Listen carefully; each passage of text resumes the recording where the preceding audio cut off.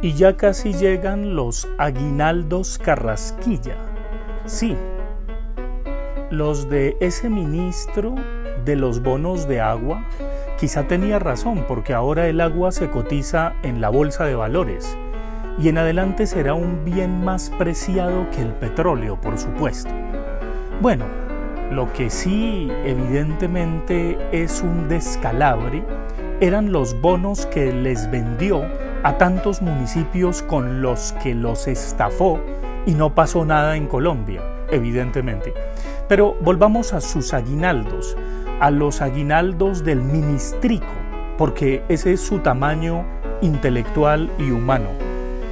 Es aquel que afirma que el salario mínimo en Colombia es de los más altos del mundo y por consiguiente habría que bajarlo. Claro, evidentemente se compara con los países africanos y con los países más miserables del planeta. Esa es la palabra.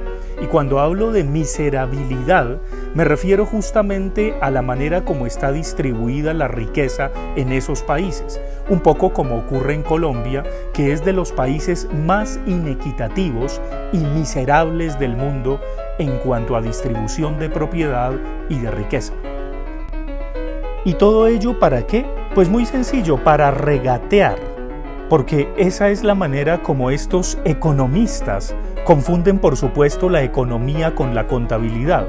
Están en esos puestos para regatear, para chicanear, para marchander, como se diría en francés, para pedir rebaja pero a su acomodo y para rebajarles a los trabajadores lo que evidentemente de manera digna merecen. Pero es que estos ministricos de Hacienda no conocen la dignidad humana. ¿Cómo la van a conocer con los millonarios salarios que perciben y con los negocios privados que tienen, muchos de ellos en paraísos fiscales? Bueno, pero los aguinaldos que vienen son aguinaldos de menos empleo y más impuestos. La flexibilidad laboral total. Eso debe ser como el enjuague bucal de este personaje Carrasquilla, el ministrico de Hacienda de Colombia. Y claro, en medio de la pandemia que nos cogió patas arriba con respecto al mundo laboral, en Colombia, donde vivimos del rebusque, donde evidentemente el desempleo está en 2 dígitos, y eso que no se toma en cuenta el empleo informal o el subempleo, por supuesto que, evidentemente, esos son los aguinaldos de este gobierno mediocre, encabezado por ese personaje siniestro. Personaje siniestro, esa es la palabra. Sí, siniestro, no de la extrema izquierda, sino siniestro de terror, porque cada una de sus declaraciones producen terror. Lo que me pregunto justamente pensando en los más impuestos es por qué estos desgraciados, y la palabra desgraciado quiere decir que no tiene gracia y menos en Navidad, no pagan impuestos. ¿Cómo se las ingenian para que haya excepciones de excepciones de excepciones a sus negocios y obviamente sobre el patrimonio? Y estos que son los propietarios de la tierra en Colombia, simplemente no pagan impuestos. Un profesor universitario paga más impuestos que ellos. Bueno, pues esos son los aguinaldos Carrasquilla.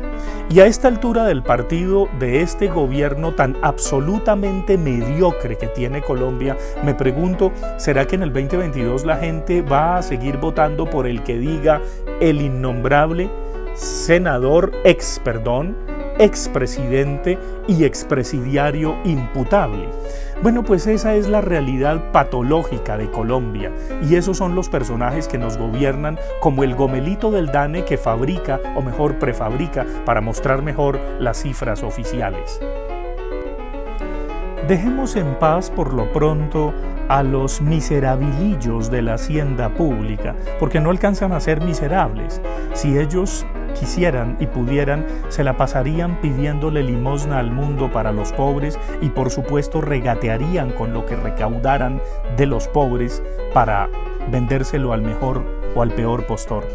Bueno, Navidad llegó y sí, lo que nos espera es una gran regulación en medio de este país desregulado y estamos en mora de regular el teletrabajo, de regular lo que aquí no se puede regular. Claro, son generaciones las que empleará este trabajo de ponernos al día. Y entre tanto, cierto, me imagino aprobarán el salario mínimo por decreto y con esa consigna de que es uno de los más altos del mundo, ese es el aguinaldo que da este gobierno mediocre a los colombianos. Para que usted aprenda y para que con moralina tibia en el 2022 siga creyendo en ¡ay, es que nos van a privatizar!